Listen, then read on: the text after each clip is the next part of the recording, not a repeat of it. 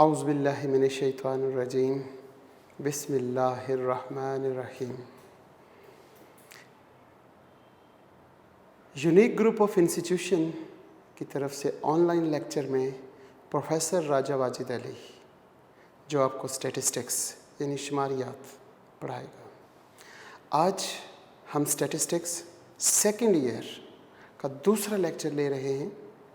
First lecture में हमने book का इंट्रोडक्शन और पेपर पैटर्न को सीखा और आज हम चैप्टर 10 जिसका नाम नॉर्मल डिस्ट्रीब्यूशन है, इसके बारे में हम कुछ बातें सीखेंगे कि नॉर्मल डिस्ट्रीब्यूशन किसे कहते हैं, क्यों कहते हैं, क्या चीज़ है।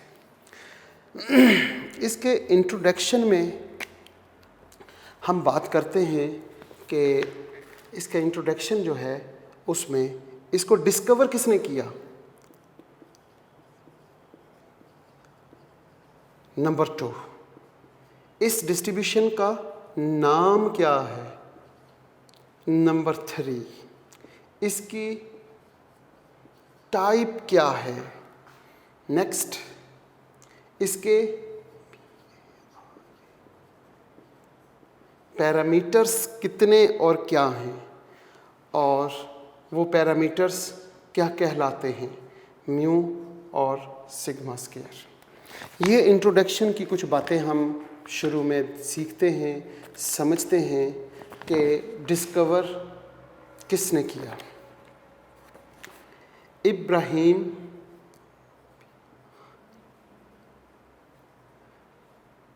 डी मोरियव,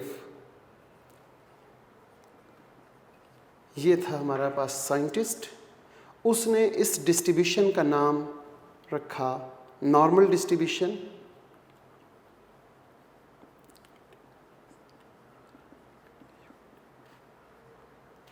और इसका दूसरा नाम उसका एक और जो साइंटिस्ट था उसने अपने नाम पे भी इसको कहा जाता है गॉसियन डिस्ट्रीब्यूशन, GAUSSIAN,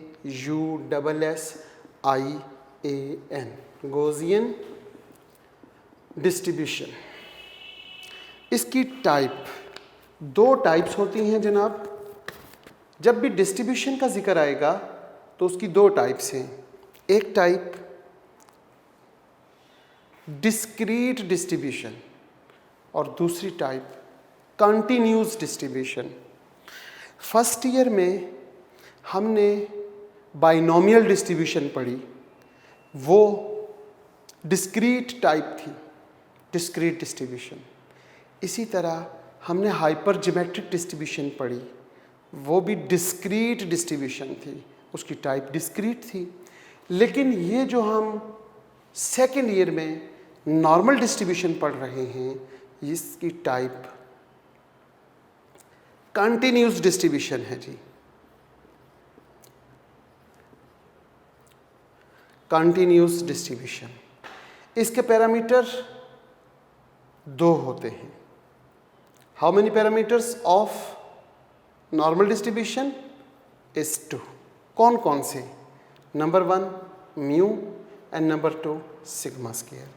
म्यू किसे कहते हैं? म्यू कहते हैं mean of the distribution, mean of the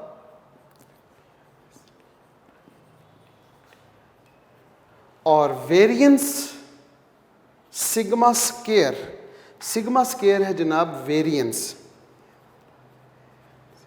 variance of the distribution. ये कुछ इंट्रोडक्शन था नॉर्मल डिस्ट्रीब्यूशन का।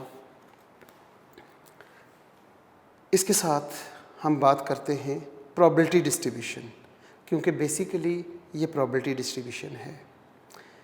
अ probability distribution of a random variable may be discrete distribution और continuous distribution. Probability distribution 2 type की होती है जो मैं ऑलरेडी जिक्र कर चुका हूँ। Probability distribution of a random variable may be discrete distribution और मे बी कंटिन्यूस डिस्ट्रीब्यूशन, या तो डिस्क्रीट होगी या continuous. Now let us have a brief review discrete distribution और कंटिन्यूस डिस्ट्रीब्यूशन। अब हम एक अच्छे तरीके से कोशिश करते हैं, ब्रीफली कोशिश करते हैं कि डिस्क्रीट डिस्ट्रीब्यूशन किसे कहते हैं और कंटिन्यूस डिस्ट्रीब्यूशन किसे कहते हैं, इसको सीखें। Discrete,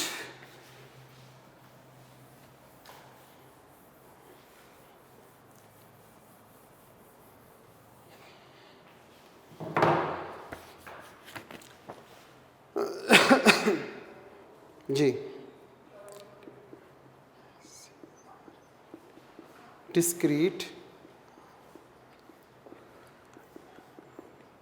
probability distribution. Discrete probability distribution जनाब, ये क्या होगा? A discrete random variable can assume, जैसे हमें डिस्क्रीट रैंडम वेरिएबल की डेफिनेशन आती है, अब वो वेरिएबल अगर डिस्ट्रीब्यूशन में यूज़ हो जाए तो हम कहेंगे डिस्क्रीट रैंडम वेरिएबल है। डिस्क्रीट रैंडम वेरिएबल अगर किसी डिस्ट्रीब्यूशन में इस्तेमाल कर रहे हैं तो वो डिस्क्रीट डिस्ट्रीब्यूशन बन जाएगी जनाब। A discrete random variable can assume values which here finite, पहली बात है कि वो फाइनाइट होंगे, और काउंटेबल होंगे। A discrete random variable usually involves a count of something. ज़्यादातर वो इन्वॉल्व होते हैं जिन्हें हम काउंट कर सकते हैं।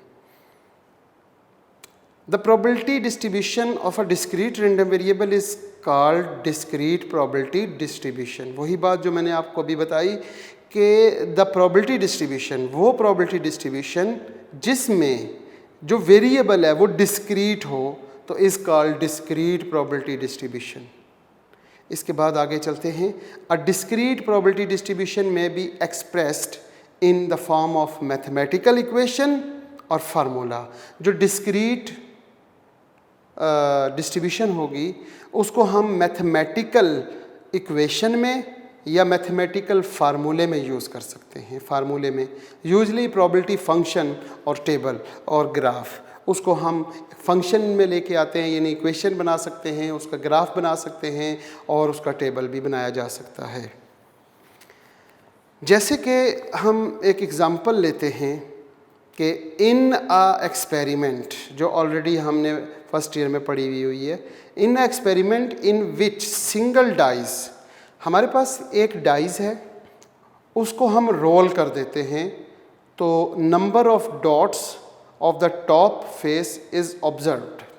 जब आपने एक डाइस को रोल किया तो आपके पास क्या आ सकता है? जो नंबर ऑफ डॉट है वो 1 डॉट आ सकता है, यानी सिंगल 1, या 2 आ सकता है, या 3 आ सकता है, या 4 या 5 या 6।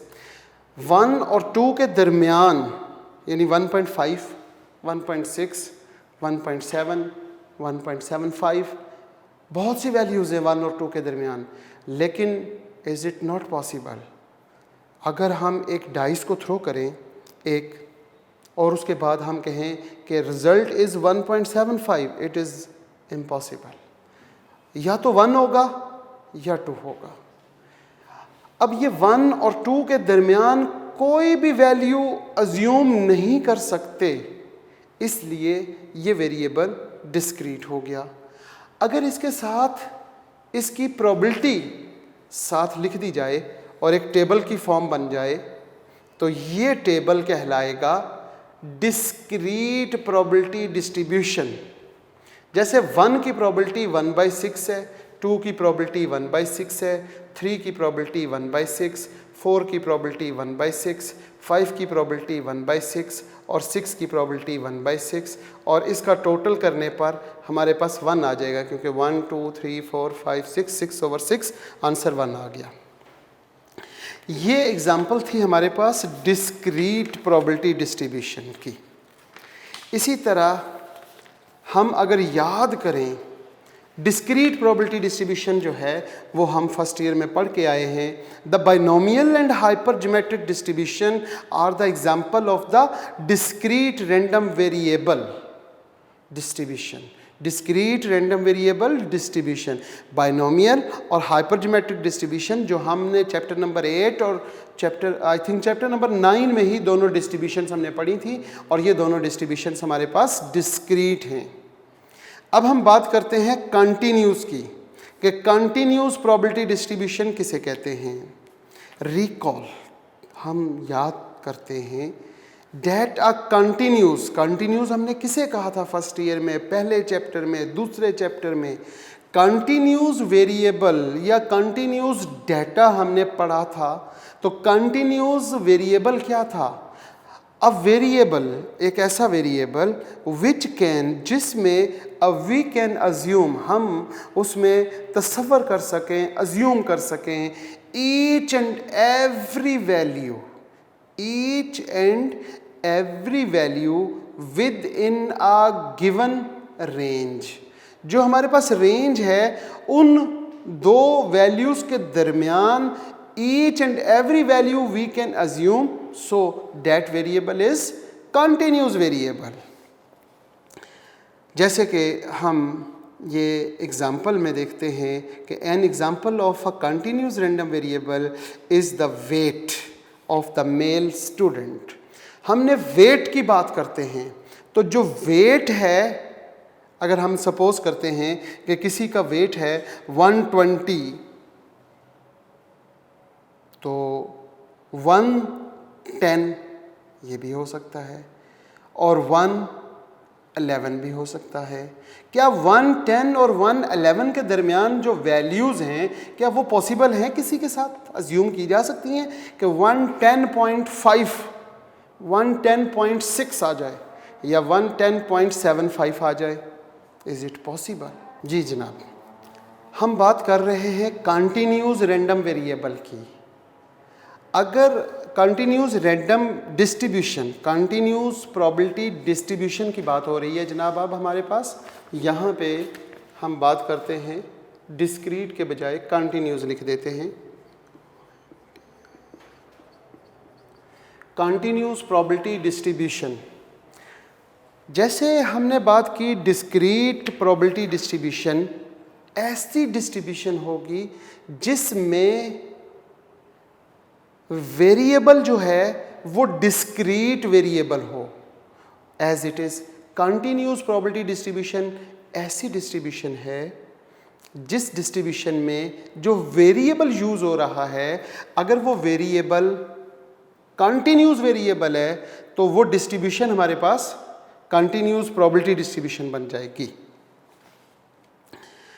जैसे number of student is the example of discrete variable, number of student, size of shoes, size of trouser, number of trees, ये सारी एग्जाम्पल हैं discrete variable की। इसी तरह अगर हम बात करते हैं height of a student in a college, weight of the student in a college, जैसे height और weight ये जो एग्जाम्पल्स हैं ये कंटिन्यूस रैंडम वेरिएबल की हैं। दो रेंज के दरमियान each and every value possible है। अगर हम ये कहें कि हमारे पास वेट 60 kg है और साथ दूसरे स्टूडेंट का वेट है 61 kg, तो क्या किसी स्टूडेंट का हम अज्यूम कर सकते हैं कि 60 और 61 के दरमियान भी पॉसिबल है 60.75? क्या ये पॉसिबल है? Is it possible? 60.35 it is also possible. तो 60 और 61 के दरमियान each and every value possible in a wait time is also example of continuous random variable. तो कंटिन्यूस रैंडम वेरिएबल अगर किसी डिस्ट्रीब्यूशन में यूज़ हो रही हो तो हम उसे कहेंगे कि ये कंटिन्यूस प्रोबेबिलिटी डिस्ट्रीब्यूशन है। The normal probability distribution is the example of continues random variables distribution. अभी तक हमने 3 डिस्ट्रीब्यूशंस का नाम लिया। पहली 2 डिस्ट्रीब्यूशंस हमने फर्स्ट ईयर में पढ़ी, वो थी बाइनोमियल डिस्ट्रीब्यूशन और दूसरी डिस्ट्रीब्यूशन थी हमारे पास हाइपरज्योमेट्रिक डिस्ट्रीब्यूशन। ये दोनों डिस्ट्रीब्यूशन डिस्क्रीट डिस्ट्रीब्यूशन, क्योंकि इनमें जो वेरिएबल था वो डिस्क्रीट था। जैसे नंबर ऑफ बॉल्स, अब नंबर ऑफ बॉल्स, जब हम एक बैग में से बॉल्स सेलेक्ट करते हैं तो क्या होता है, या तो वहाँ से एक बॉल सेलेक्ट होगा रेड, या 2 बॉल सेलेक्ट हो सकते हैं रेड। लेकिन ऐसा तो नहीं हो सकता कि 1.5 balls are selected in red color. It is not possible. अगर 1 और 2 के दरमियान कोई वैल्यू पॉसिबल नहीं है तो वो तो डिस्क्रीट वेरिएबल है, और ऐसा वेरिएबल अगर किसी डिस्ट्रीब्यूशन में यूज़ हो रहा है तो वो डिस्ट्रीब्यूशन अंडरस्टूड है कि आपके पास वो कौन सी डिस्ट्रीब्यूशन है जी, वो आपके पास डिस्ट्रीब्यूशन है डिस्क्रीट। और कंटिन्यूस वेरिएबल वो जहाँ पे हम बात करें कंटिन्यूस रैंडम वेरिएबल की। अब हम बात करते हैं इसके फंक्शन की कि इसका फंक्शन क्या है। जैसे अगर आपको याद हो फर्स्ट ईयर में आपने बाइनोमियल डिस्ट्रीब्यूशन का कुछ इस अंदाज में लिखा था, b for binomial distribution, x उसका वेरिएबल होता है और इसके 2 पैरामीटर्स होते हैं n और p। ये इसको लिखने का तरीका था। इसका फंक्शन अगर याद है आपको तो p of x is equal to n c x p की पावर x q की पावर n माइनस x, और इसकी रेंज आपके पास x की रेंज थी 0, 1, 2, 3 up to so on n तक। इसी तरह आपने दूसरी डिस्ट्रीब्यूशन जो हाइपरज्योमेट्रिक डिस्ट्रीब्यूशन पढ़ी, वो भी बाइनोमियल डिस्ट्रीब्यूशन थी। उसमें एक वेरिएबल था x parameters, capital N, small n और k। और इसी तरह आपने देखा p ऑफ x, यहाँ पे फार्मूला था capital N C small n, यहाँ था k C x n minus k और n माइनस x, और इसमें x वेरिएबल की जो लिमिट थी वो थी आपके पास 0, 1, 2, 3 up to so on n या फिर k। n किस सूरत में थी अगर आपको याद हो तो n is less than k, और k किस सूरत में थी when k is less than n। और ये दोनों डिस्ट्रीब्यूशन आपने बहुत अच्छे तरीके से पढ़ी फर्स्ट ईयर में, और ये दोनों डिस्ट्रीब्यूशन आपके पास डिस्क्रीट प्रोबेबिलिटी डिस्ट्रीब्यूशन कहलाई। अब हम बात करते हैं नॉर्मल डिस्ट्रीब्यूशन। नॉर्मल डिस्ट्रीब्यूशन जनाब n से डिनोट करते हैं, और n फॉर नॉर्मल, और ये साइन डिस्ट्रीब्यूटेड का है। Normal distributed with variable x और 2 parameters mu and sigma. Mu and sigma भी लिखते हैं और सिग्मा स्क्वायर भी लिखते हैं। इसका जो फंक्शन है जनाब, इसका फंक्शन, इसका फार्मूला वो आपके पास क्या था, 1/2 पाई अंडर रूट, और अंडर रूट से बाहर है सिग्मा, e की पावर -1/2 और आगे ब्रैकेट में x minus mu over sigma का स्क्वायर। ये जनाब इसका फार्मूला है। जैसे आपने बाइनोमियल डिस्ट्रीब्यूशन में फार्मूला पढ़ा, हाइपरज्योमेट्रिक डिस्ट्रीब्यूशन में, और वो दोनों थे डिस्क्रीट। आज हम जो न्यू डिस्ट्रीब्यूशन पढ़ रहे हैं चैप्टर नंबर 10, जिसका नाम नॉर्मल डिस्ट्रीब्यूशन है, और इस नॉर्मल डिस्ट्रीब्यूशन का जो फंक्शन है वो आपके पास वो यहाँ पे 1/2 pi under root, 1/2 pi under root, और बाहर सिग्मा लिखेंगे। सिग्मा मतलब स्टैंडर्ड डेविएशन, e की power -1/2 x minus mu over sigma का होल स्क्वायर। ये हमारे पास इसका फंक्शन है, और इस फंक्शन के साथ हम बात करते हैं इसकी लिमिट की।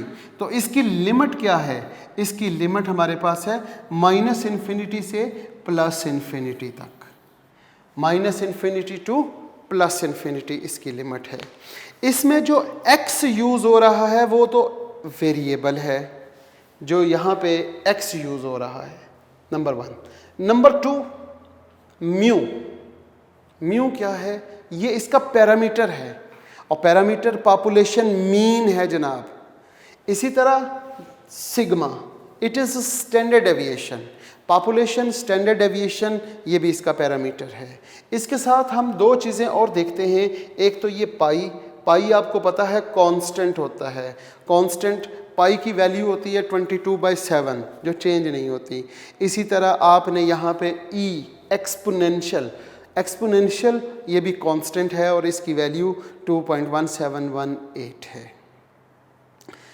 नॉर्मल डिस्ट्रीब्यूशन की डेफिनेशन, अगर आप नॉर्मल डिस्ट्रीब्यूशन की डेफिनेशन लिखना चाहते हैं, समझना चाहते हैं, तो डेफिनेशन में आप क्या करेंगे कि डेफिनेशन एक बहुत आसान सी डेफिनेशन है जो मैं आपको बताने की कोशिश करूँगा।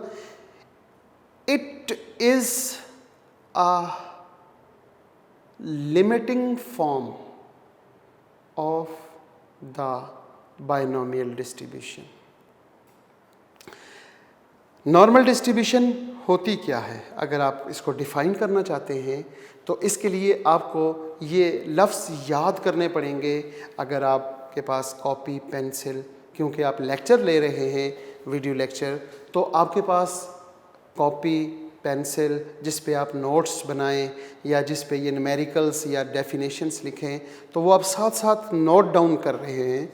तो जनाब नॉर्मल डिस्ट्रीब्यूशन अज़ीज़ तुलबा व तालिबात आप इस अंदाज में लिखेंगे, it is a limiting form of the binomial distribution. वो जो हमने कभी फर्स्ट ईयर में ये बाइनोमियल डिस्ट्रीब्यूशन पढ़ी, जिसका फार्मूला NC(x) p की पावर x और q की पावर n-x है, इसके साथ आप क्या करें, इसके साथ एक लिमिटिंग फॉर्म लगा दें। लिमिट LT लिखते हैं तो limit, limiting form of the binomial distribution with parameter n and p। When n approaches to infinity and probability of success is very very very close to 0। जब हमारे पास sample size बहुत large हो जाए और प्रोबेबिलिटी ऑफ सक्सेस या probability of failure, दोनों में से कोई भी एक, it's very small, approaches to 0, then binomial distribution is convert into normal distribution with variable x and two parameters mu and sigma square।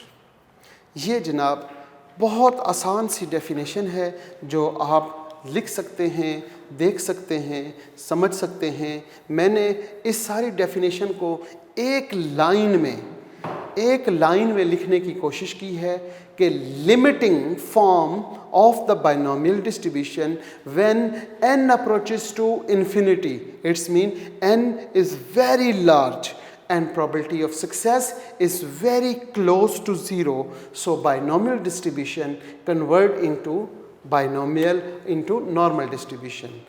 अगर हम इसको देखें तो limit n approaches to infinity and p approaches to 0, इसका formula था NC(x) p की power x और q की पावर n-x। जब इस फंक्शन पे ये लिमिट अप्लाई करेंगे तो ये चेंज होकर आपके पास नॉर्मल डिस्ट्रीब्यूशन बन जाएगी, और नॉर्मल डिस्ट्रीब्यूशन का formula 1/2 pi under root sigma e की power -1/2 x minus mu over sigma का स्क्वायर, ये हमारे पास आ जाएगा। नॉर्मल डिस्ट्रीब्यूशन जो है वो एक ऐसी डिस्ट्रीब्यूशन है स्टैटिस्टिक्स में कि कोई भी डिस्क्रीट डिस्ट्रीब्यूशन हो, कोई भी कॉन्टीन्यूस डिस्ट्रीब्यूशन हो जिससे क्वेश्चन ना सॉल्व हो रहा हो, उसको कन्वर्ट कर देंगे हम नॉर्मल डिस्ट्रीब्यूशन में, और नॉर्मल डिस्ट्रीब्यूशन में लाके उस क्वेश्चन को बड़ी आसानी से सॉल्व कर सकते हैं। तो आप इसको ये भी कह सकते हैं कि तमाम की तमाम डिस्ट्रीब्यूशंस के दरमियान में एक पिलर ऐसा है, ये नॉर्मल डिस्ट्रीब्यूशन का जो हम पढ़ने जा रहे हैं, कि ये पूरी की पूरी स्टैटिस्टिक्स की जितनी भी डिस्ट्रीब्यूशंस है उनको स्टैंड अप रखती है, उनका हर तरह का वो मामला देख लेती है। ये था आज का लेक्चर हमारा, और मुझे ऐसा लगता है कि और अमूमन पहला लेक्चर जो बेसिक डेफिनेशंस पर मुश्तमिल होते हैं वो लेक्चर हमारे बच्चों को बोरिंग ही लगते हैं, लेकिन फिर भी मैंने कोशिश की है कि कुछ आप लोगों के लिए इंफॉर्मेशन ऐसी जो आपको पेपर के पॉइंट ऑफ व्यू से आपको बहुत अहम करे, वो सारी बातें हमने यहाँ पे की हैं। इंशाल्लाह नेक्स्ट लेक्चर में हम कोशिश करेंगे कि इनके न्यूमेरिकल्स की तरफ चलें, और ताकि आपको कुछ इंटरेस्टिंग बातें भी समझ आए और आसानी भी लगे। बहुत शुक्रिया। अल्लाह ताला आपको हिफ्ज़ व अमान में रखे। बस मेरी एक और आखिरी बात, हर लेक्चर के आखिर में आखिरी बात सिर्फ़ एक यही है कि आप लोगों ने जब तक इन सवालों को, इस किताब की एक्सरसाइज को अपने नोटबुक में नोट नहीं करेंगे, सॉल्व नहीं करेंगे, कोई फ़ायदा नहीं होगा। इनको सीखें, समझाएं। इल्म एक ऐसी दौलत है जिसको आप जितना खर्च करेंगे उतना इसमें इजाफ़ा होगा। और ख़र्च कैसे होगा? ख़र्च ऐसे होता है कि जब आप उनको सॉल्व करते हैं, जब सॉल्व कर लेते हैं, आपको समझ आ जाता है, फिर उन लोगों को बताएं जिन्हें नहीं समझ आई हुई। उनको जब आप बताएंगे तो आपके इल्म में इजाफ़ा हो रहा होगा। बहुत शुक्रिया जी। अल्लाह ताला आपको सलामत रखे, आपके वालिदैन को ता क़यामत आपके साए में, आप उनके साए में रहें, खुश रहें, आबाद रहें। अल्लाह हाफ़िज़।